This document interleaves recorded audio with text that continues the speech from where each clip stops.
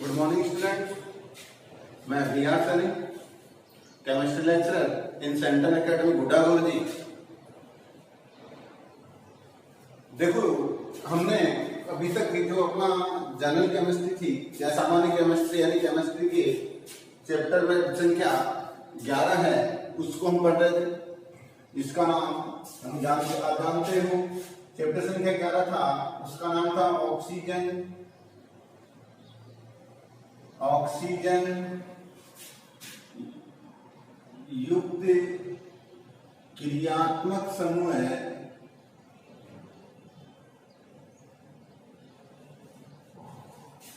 भाग first.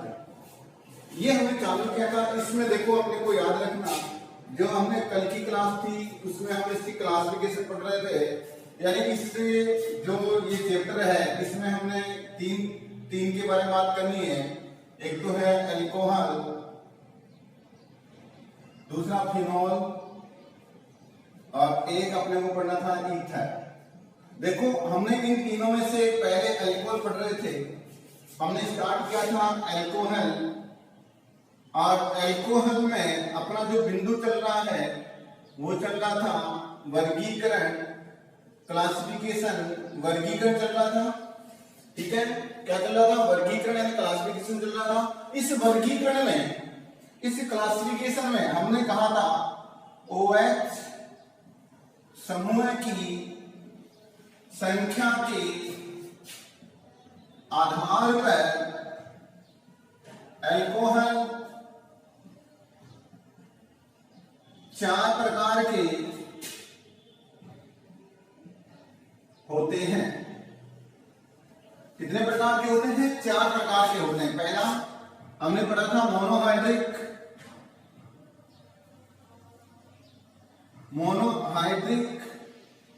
Alcohol. दूसरा हमने लिखा था डाइहाइड्रिक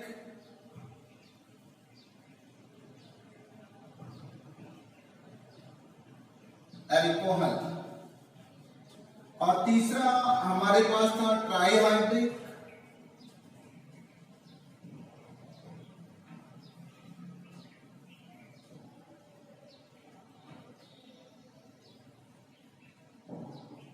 एल्कोहल। क्लियर? ये अपने पास थे। और एक चौथा था पॉलीहाइड्रिक।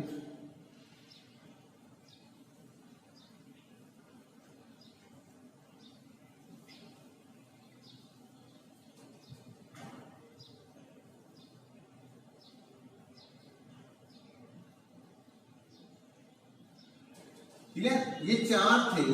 इनमें इसके बारे में हमने विस्तार से पढ़ लिया था कि मोनोहाइड्रिक एल्कोहल क्या होते हैं, तो उसका हमने इसका भी वर्गीकरण जाना था।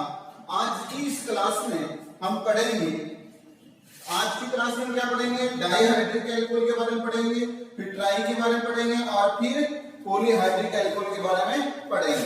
ठीक है, चालू करते हैं आज का फर्स्ट बिंदु, जिसका नाम है, हम जो पढ़ेंगे वो है डाइहाइड्रिक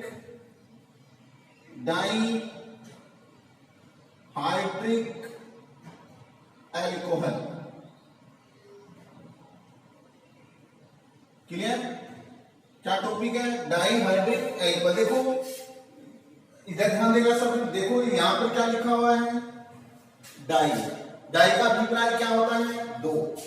डाई का मतलब क्या होता है? 2 होता है। हाइड्रिक का अर्थ होता है OH, और एल्कोहल का मतलब क्या होता है? एल्कोहल। इसकी परिभाषा क्या होगी?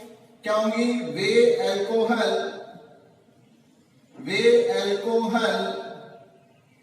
जिनमें हाइड्रोक्सी समूह की संख्या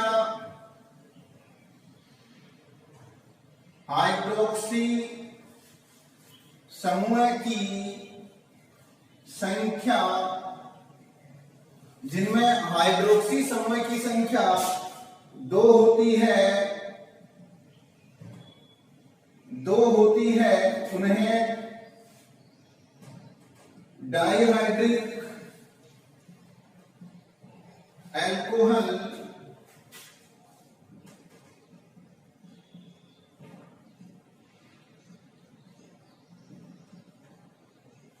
डाइहाइड्रिक एल्कोहल कहा जाता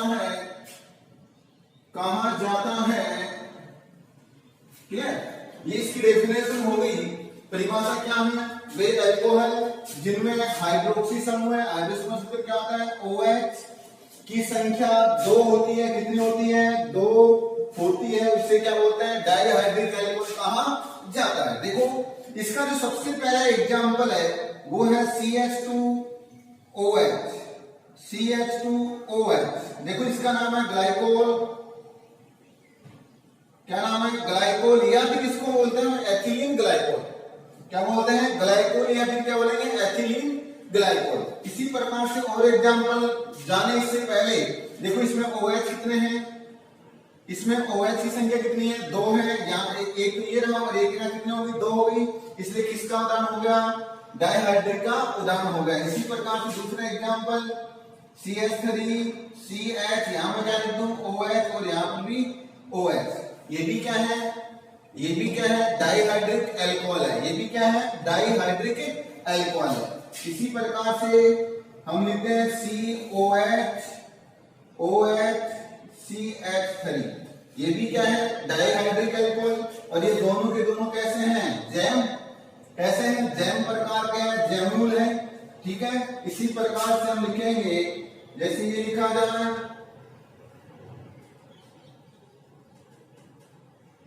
ये कैसा है? Dihydric alcohol. इसको क्या बोलेंगे? मुलाब। ये किसका उदाहरण है? मुलाब का है। और इसी प्रकार से हम बात करें तो अपने पास है, यानी सभी अपने पास क्या लेते हैं? डाइहाइड्रिक एल्कोहल के एग्जांपल। ये अल्फा ओमेगा प्रकार का है, ठीक है। अब देखो ध्यान देना, इसमें ध्यान देने योग्य बात, आपको जो चीज याद रखनी है वो बात ध्यान देनी है। ग्लाइकोल या एथिलीन ग्लाइकोल, इसमें एक ही कार्बन से दोनों हाइड्रोक्सी जुड़े हुए, इसलिए क्या हो गया? जैम। इसमें भी एक ही कार्बन से कितने जुड़े हुए हैं? 2 जुड़े हुए, ये भी कैसा हो गया? जैम। निकटवर्ती कार्बन जुड़े तो ये क्या हो गया? मुलाब या मिश्र। और ये क्या हो गया? प्रारंभिक और अंतिम कार्बन से जुड़े, इसलिए क्या बोलेंगे? Alpha omega. लेकिन एक चीज याद रखना, वो ये याद रखना आपको कि जब एक ही कार्बन से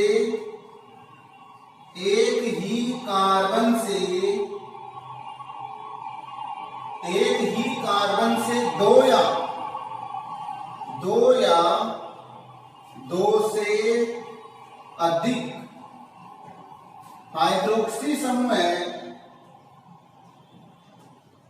जुड़े होते हैं तो वह अस्थायी होता है। क्या लिखा हमने? जब एक ही कार्बन से 2 या 2 से अधिक हाइड्रोक्सी समूह जुड़े होते हैं तो क्या है? अस्थायी है। जो क्या है? H2O का त्याग कर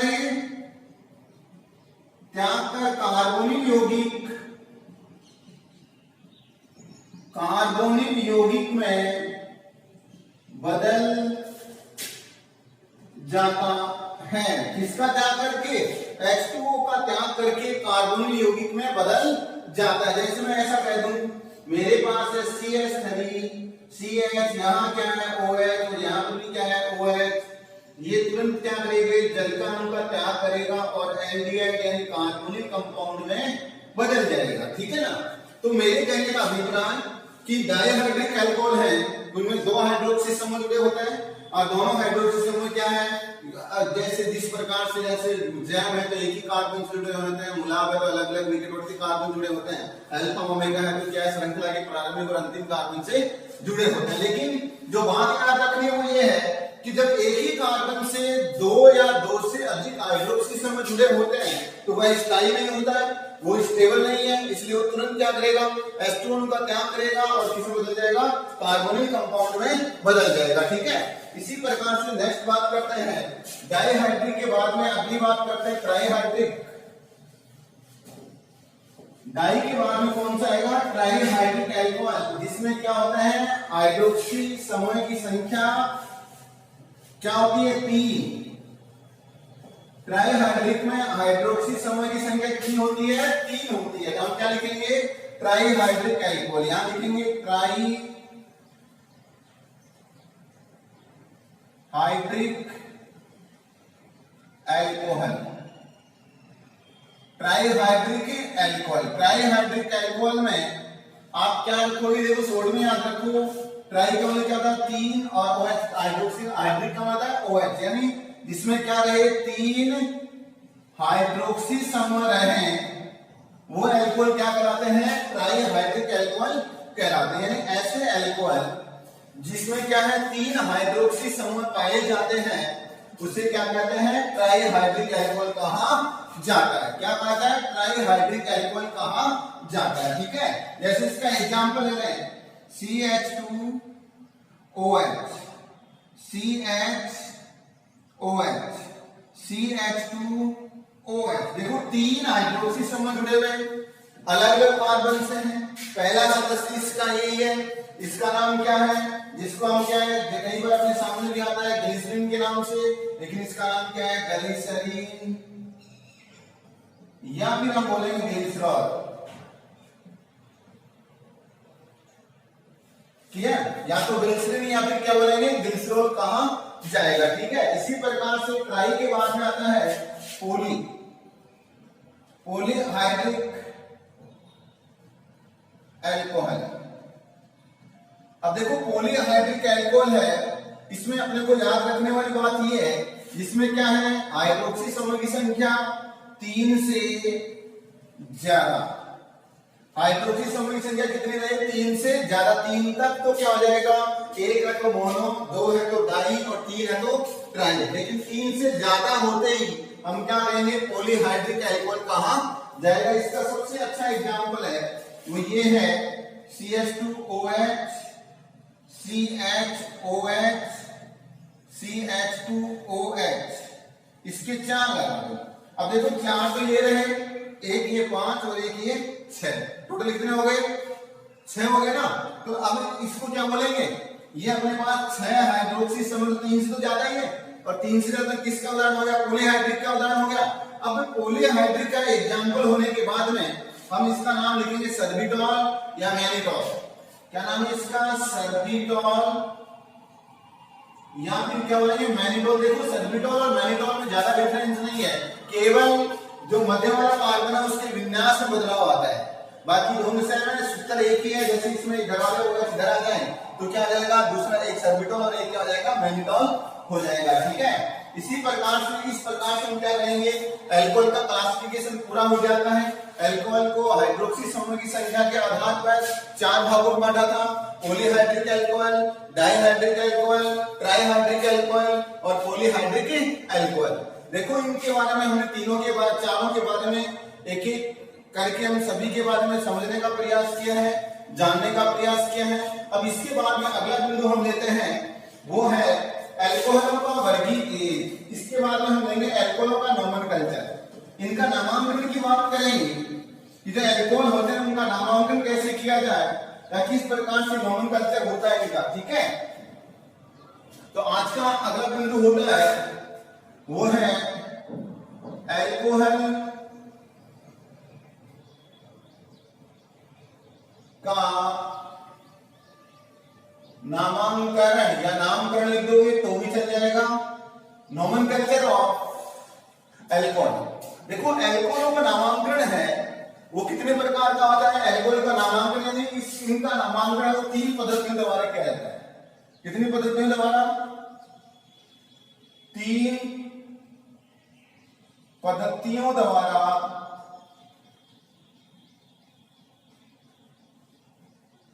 किया जाता है।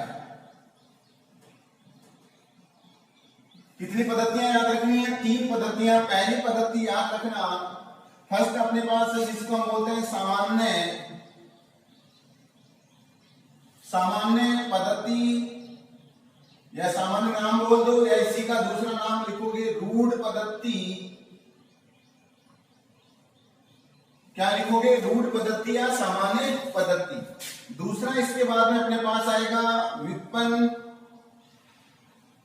पद्धति, या फिर इसी का दूसरा नाम आप लिखोगे वो है कार्बिनॉल पद्धति।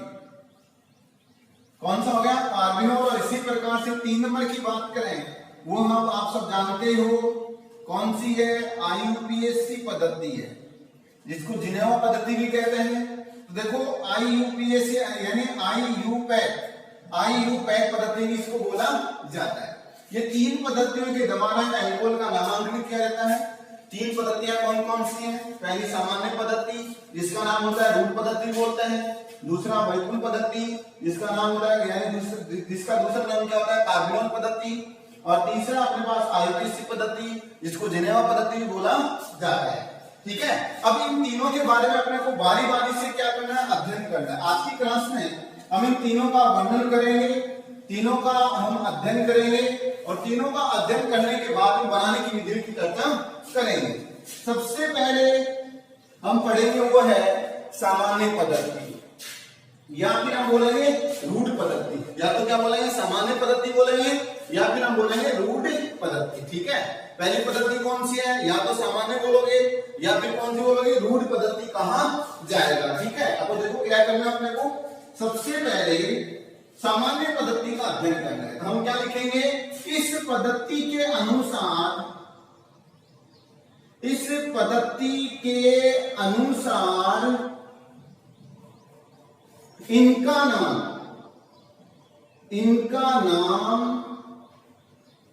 एल्किल एल्कोहल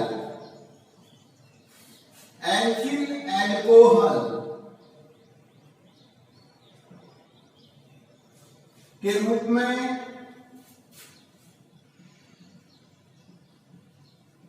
एल्किल एल्कोहल के रूप में लिखा जाता है। किसके रूप में? एल्किल एल्कोहल के रूप में लिखा जाता है। ठीक है, अब कैसे देखो, ध्यान देना। आप ये लिखोगे एल्किल एल्कोहल के रूप में लिखा आपने। अब इसमें पहले क्या करेंगे? एल्किल समूह का नाम लिखेंगे। हम लिखेंगे आधार, पहले एल्किल समूह का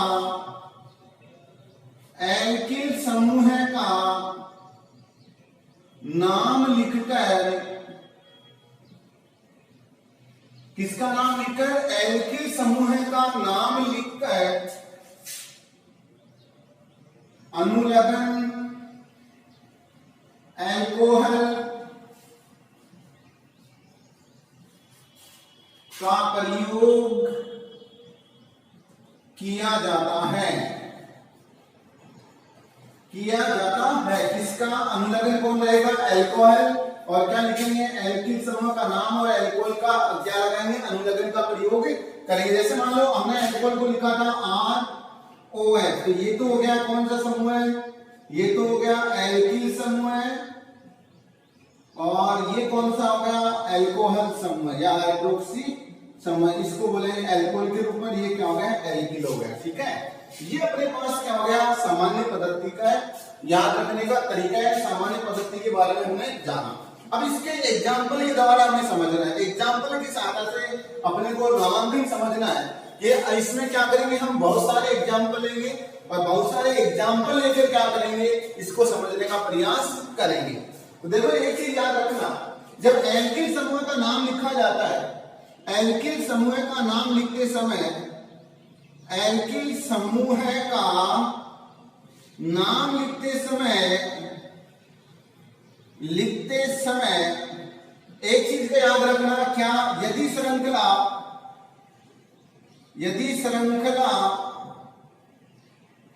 में प्रतिस्थापी नहीं है तो नाम के प्रारंभ में एन लगा देते हैं। क्या लगाएंगे? एन का प्रयोग करते हैं। ठीक है, मेरे कहने का मतलब जैसे मान लीजिए अपने पास एक श्रृंखला है। अब इसका नाम लिखते समय अपने को आगे क्या लगाना है? एन लगाना पड़ेगा। एन लगाकर फिर इसका नाम लिखा जाएगा। इसी प्रकार से दूसरी बात हम कहें, यदि एक प्रतिस्थापी जुड़ा हुआ है, यदि एक प्रतिस्थापी रहे तो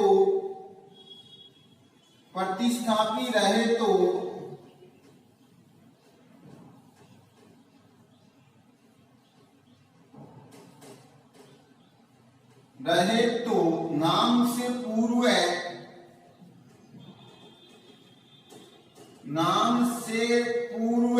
क्या करते हैं? नाम से पूर्व आइसो का प्रयोग करते हैं, आइसो का प्रयोग करेंगे, प्रयोग करते हैं। याद रखना, जैसे मान लो अपने पास ये है और इसमें हमारे पास यहाँ एक कोई प्रतिस्थापी जुड़ा हुआ है, तो इसके नाम से पूरे किसका प्रयोग करेंगे?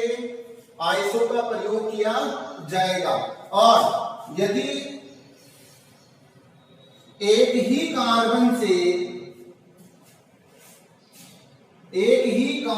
से दो प्रतिस्थापी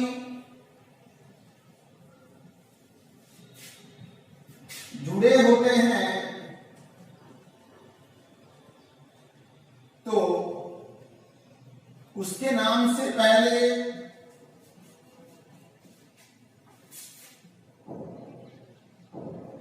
नियो का प्रयोग करते हैं। याद रहे, एक ही कार्बन से दो प्रति, जैसे ये कार्बन और इसे दो प्रतिस्थापी जुड़ गए, इसके लिए हम क्या लगाएंगे? नियो शब्द का प्रयोग करेंगे। क्या करेंगे? नियो का प्रयोग किया जाएगा। दोबारा ध्यान देना, यदि श्रृंखला है उसमें कोई प्रतिस्थापी नहीं है, सीधी श्रृंखला है, तो हम क्या करेंगे? एल का प्रयोग करेंगे। और यदि क्या है, एक प्रतिस्थापी जुड़ा हुआ है तो क्या करेंगे? आइसो का प्रयोग करेंगे। और यदि अपने पास क्या है, दो प्रतिस्थापी एक ही कार्बन से जुड़े हैं तो उसके लिए हम किसका प्रयोग करेंगे? नियो का प्रयोग किया जाएगा। ठीक है, अब इसके देखो एग्जाम्पल देखते हैं।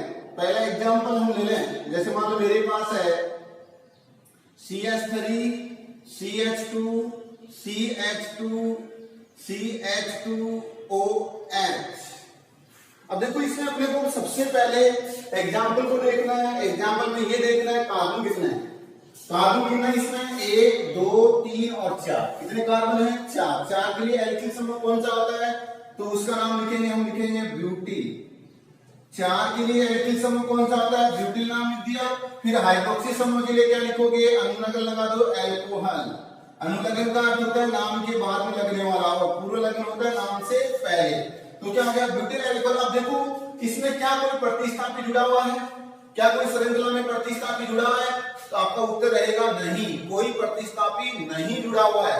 इसलिए आप क्या करोगे? नाम से पूरे किसका प्रयोग करोगे? एन का प्रयोग करोगे, जिसका नाम क्या हो जाएगा? N butyl alcohol. क्या नाम हो जाएगा?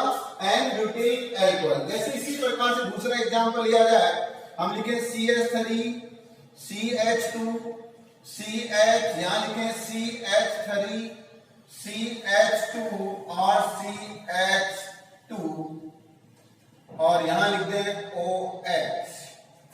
अब याद रहे, इसमें अपने को यह देखना है कि कितने कार्बन है। सबसे पहले एल्किल समूह का नाम लिखे। देखो कार्बन टोटल एल्किल समूह के 1 2 3 4 5 और 6। 6 के लिए क्या आएगा? हेक्सिल। क्या आएगा? हेक्सिल। और ये क्या आएगा? इसके लिए अनुलग्न क्या आएगा? एल्कोहल। क्या होगा? एल्कोहल। अब देखो अपने पास याद रखना, क्या श्रृंखला में कोई प्रतिस्थापी जुड़ा हुआ है? तो आपका उत्तर आएगा हाँ, एक प्रतिस्थापी जुड़ा हुआ है। कौन सा? ये। इसलिए ए के लिए क्या आएगा? आगे हम क्या लगाएंगे? आइसो। तो नाम क्या हो जाएगा? Iso hexyl alcohol. क्या नाम हो जाएगा? आइसो हेक्सिल एल्कोहल हो जाएगा। इसी प्रकार से आप लिखोगे CH3 CH3 CH3 और CH2 और OH। अब इसमें देखो सबसे पहले आप एल्किल समूह का नाम लिखो। कार्बन कितने हैं? 1 2 3 4 और 5। कितने कार्बन है? 5। 5 के लिए क्या आएगा? क्या आएगा? पेंटिल। अनुलग्न लगा दो एल्कोहल के रूप में, तो क्या लिखोगे? एल्कोहल। और अब इसमें देखो क्या कोई प्रतिस्थापी जुड़ा हुआ है? तो आपका उत्तर आएगा हाँ, प्रतिस्थापी जुड़े हैं। अब देखो प्रतिस्थापी जुड़े हैं, लेकिन कितने जुड़े हुए हैं? आप कहोगे देखो इस कार्बन से 1 और 2 प्रतिस्थापी जुड़े हुए हैं, और हमने पहले लिखा था एक ही कार्बन से अगर 2 प्रतिस्थापी जुड़े हुए हैं तो उसके लिए हम क्या लिखेंगे? आगे क्या लगाएंगे? नियो का प्रयोग किया जाएगा। तो नाम क्या हो जाएगा? नियोपेंटिल एल्कोहल। क्या हो जाएगा? नियोपेंटिल एल्कोहल। इसी प्रकार से और एग्जांपल ले लो, CH3 CH, यहाँ क्या लिखेंगे OH और यहाँ लिखेंगे CH3। अब अपने पास बात ये आती है, क्या क्या बात आती है कि इसमें अपने पास इसका नाम लिखोगे, कितने कार्बन गिनो जरा, कार्बन आप लिखोगे, क्या लिखोगे 3 है तो क्या लिखोगे प्रोपिल, और OH के लिए हम लगन क्या लगाओगे एल्कोहल, क्या हो गया प्रोपिल एल्कोहल, और नाम से पहले प्रतिस्थापन में ये ब्रांचेस श्रृंखला है इसलिए आप क्या लगाओगे आइसोप्रोपिल एल्कोहल। ठीक है स्टूडेंट, मैं उम्मीद कर रहा हूं आपके समझ में आ रहा और एकदम से इजी लैंग्वेज में आपको समझाया जा रहा, समझ में आया। इसके बाद देखो हम अगली पद्धति की बात करते हैं, यानी पहले सामान्य पद्धति के बाद में अपने सेकंड नंबर जो पद्धति है उसकी चर्चा हम कर लेते हैं। क्या पद्धति कौन सी सेकंड, याद है आपको सेकंड पद्धति कौन सी थी? जी हाँ, पहले सेकंड पद्धति व्युत्पन्न पद्धति या फिर हम बोलेंगे कार्बिनोल पद्धति। हम यहां लिखेंगे व्युत्पन्न पद्धति या फिर इसी का दूसरा नाम आप लिखोगे कार्बिनोल पद्धति। क्लियर? ये दो पद्धतियां हैं। देखो व्युत्पन्न का अर्थ होता है कि जो एल्कोहल है वो किससे बने हुए हैं, यानी किसके व्युत्पन्न हैं, कौन से सूत्र के द्वारा वो बने हैं, उसका मूल यौगिक कौन सा है, यानी मुख्य यौगिक कौन सा, फिर उसके प्रतिस्थापी यानी उसकी श्रृंखला से क्या वो बने हुए हैं, यानी उसके व्युत्पन्न है। तो इसमें मूल यौगिक है वो कौन सा है, कार्बिनोल है। और ध्यान रहे कार्बिनोल किसे कहेंगे, ये अपने पास जैसे मान लो कार्बन है और इससे हाइड्रोक्सी समूह जुड़ा हुआ है, तो हम कहेंगे कार्बिनोल क्या कहेंगे कि हाइड्रोक्सी समूह है, और जिस कार्बन से OH जुड़ा वो दोनों को संयुक्त रूप से क्या बोलेंगे कार्बिनोल कहा जाएगा।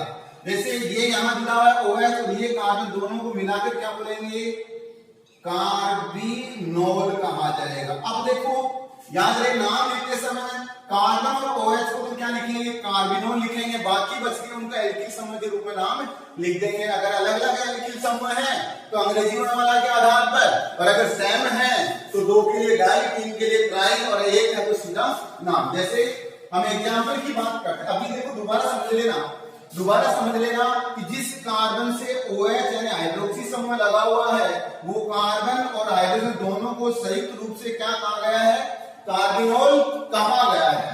अब देखो हम एग्जांपल लेते हैं CH3CH2OH।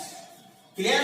अभी हमने कहा कार्बन युक्त हाइड्रोक्सी समूह, तो ये देखो ये तो कार्बन आ गया और ये हाइड्रोक्सी आ गया, इन दोनों को मिलाकर ये तो क्या हो गया कार्बिनोल हो गया। इसका नाम तो क्या नाम हो गया इसका, तो कार्बिनोल हो गया, इसका नाम हो गया ना।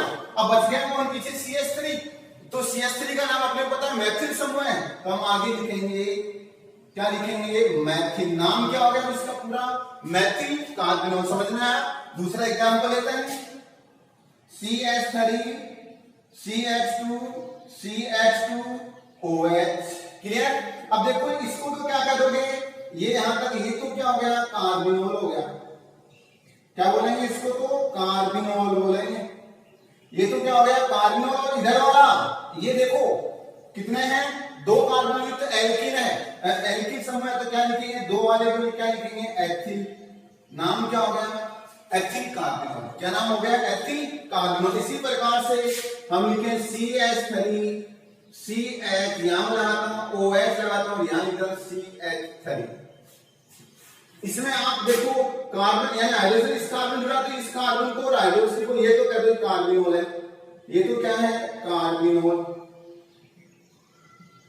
और इससे पहले देखो ध्यान देना ये इधर वाला अलग हो गया, इधर वाला अलग है, इसको अलग है, तो दोनों समूह अलग अलग हो गए, तो लेकिन दोनों सेम है ना, तो दोनों सेम तो क्या लिखेंगे डाई, और डाई के आगे क्या लिखेंगे मैथिल, तो हम क्या लिखेंगे इसका नाम क्या हो गया डाई मैथिल कार्बिनोल हो गया। डाई क्यों आया क्योंकि मैथिल समूह कितने बच गए 2 बच गए। ठीक है, इसी प्रकार से और एग्जांपल ले लेते हैं।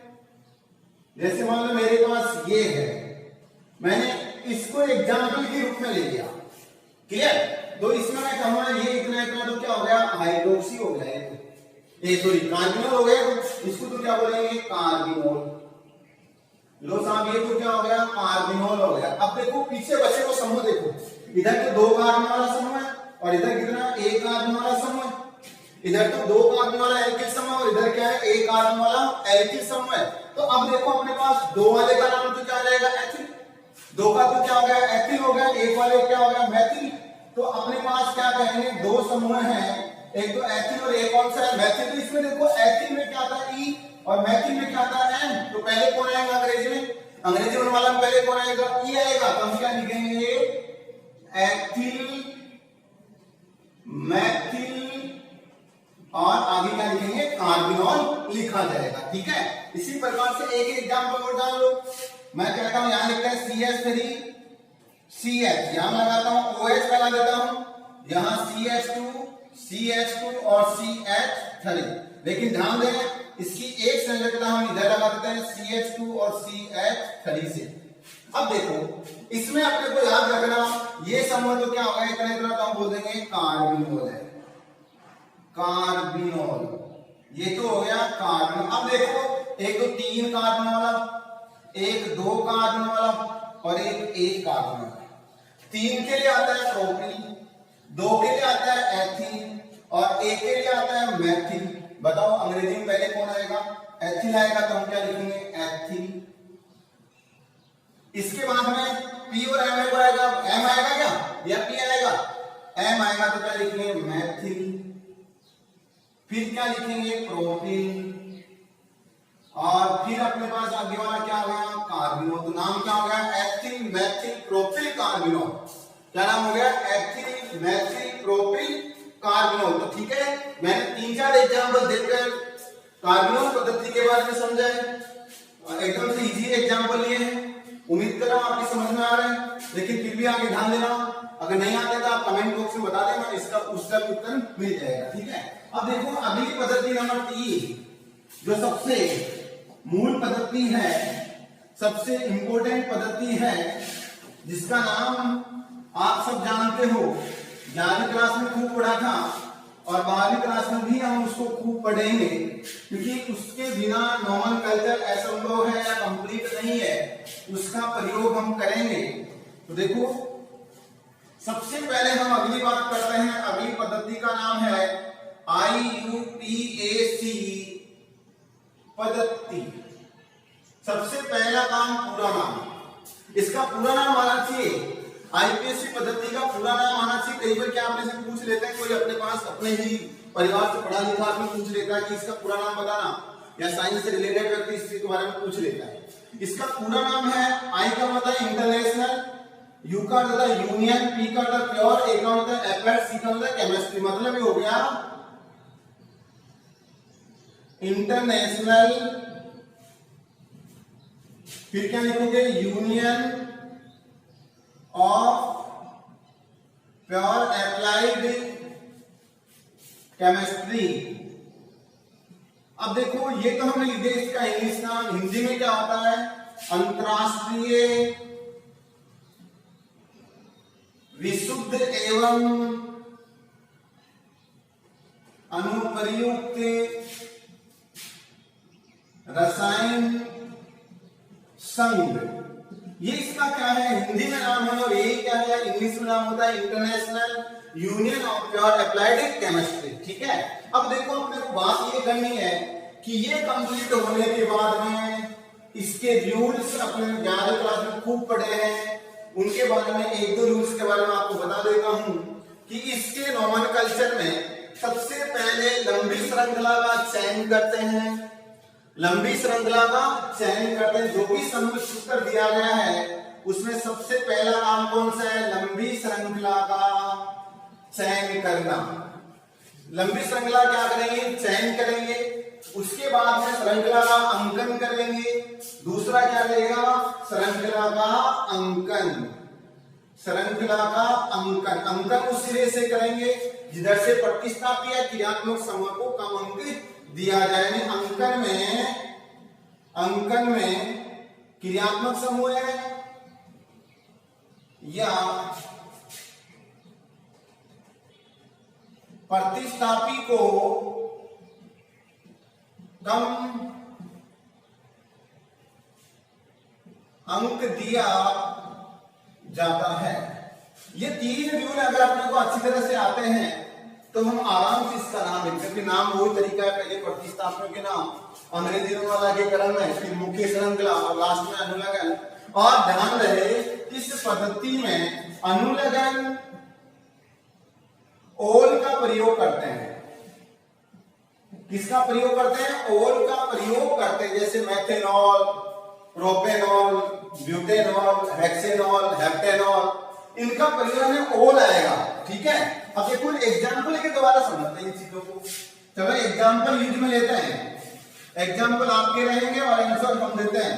सिंपल सा एग्जाम्पल हो, सबसे पहले एग्जाम्पल चालू करते हैं। पहला एग्जाम्पल आपने लिखा CH3 CH2OH, क्लियर?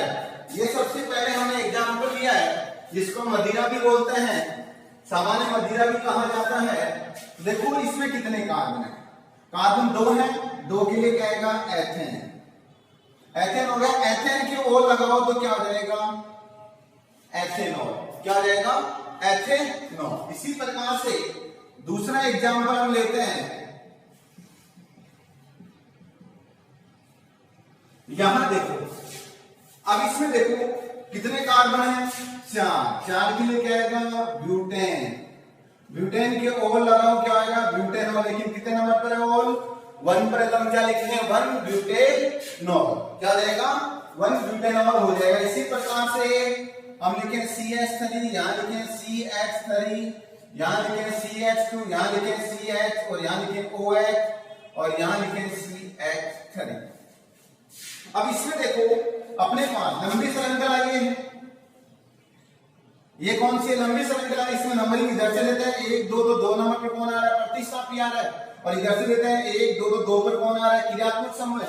तो याद रहे क्रियात्मक समूह को पहले लाना है, तो हम क्या लिखेंगे? लाइए अपने पास नंबरिंग 2 3 और 4 और 5, इसकी क्या आ जाएगी? नंबरिंग हो जाएगी। तो क्या लिखेंगे? फॉर्मेथिल। फॉर्मेथिल कितने पर है? 2 पर है ना? 2 कितने कार्बन? 5 है, तो क्या जाएगा? पेंटेन। और पेंटेन के ओल लगा दो, क्या हो जाएगा? पेंटेनॉल या पेंटेन 2 ओल लिख सकते हैं। क्लियर? ये इसका क्या हो जाएगा? नाम हो जाएगा। इसी प्रकार से और एग्जाम्पल ले लो, जैसे हमने लिखा, ये हमने लिख दिया। अब इसमें अपने को ये देखना है इसका नाम क्या होता है। सबसे पहले आप क्या करोगे? लंबी श्रृंखला, इधर 1 2 3 1 2 3 1 2 3 3 की हो रही है, तो ऐसी श्रृंखला लो इसमें क्या आ जाए? क्रियात्मक समूह भी आ जाए। नंबरिंग दे दो 1 2 3। 2 पर क्या मिल रहा है? 1 और 2 मैथिल, तो हम लिखेंगे 2, 2। फिर क्या लिखेंगे? डाई। फिर क्या आएगा? मैथिल। क्या लिखेंगे? 2, 2 डाई मैथिल। फिर 3 कार्बन के लिए क्या आएगा? प्रोपेन के ओ लगा दो, क्या आएगा? प्रोपेनॉल। लेकिन कितने नंबर पर? 1 पर, तो क्या लिखेंगे? 1 प्रोपेनॉल। ठीक है, इस प्रकार से हम एल्कोहल का नामांकन कंप्लीट कर लेते हैं। ठीक है स्टूडेंट, हमने क्या है? एल्कोहल का नामांकन 3 पद्धतियों द्वारा कंप्लीट कर लिया। पहली पद्धति थी सामान्य पद्धति, दूसरी थी कार्बोनॉल पद्धति और तीसरी थी IUPAC पद्धति। ठीक है, अब नेक्स्ट लेक्चर में दोस्तों हम अगला लेक्चर रहेगा, उसमें हम पढ़ेंगे क्या? एल्कोहल बनाने की कंप्लीट विधियां एक साथ में पढ़ेंगे। ठीक है, इतने यानी अब लोग इसको अच्छे से समझें। अगर फिर भी कुछ चीज नहीं आती है तो आप कमेंट बॉक्स में जरूर बताएं। ठीक है।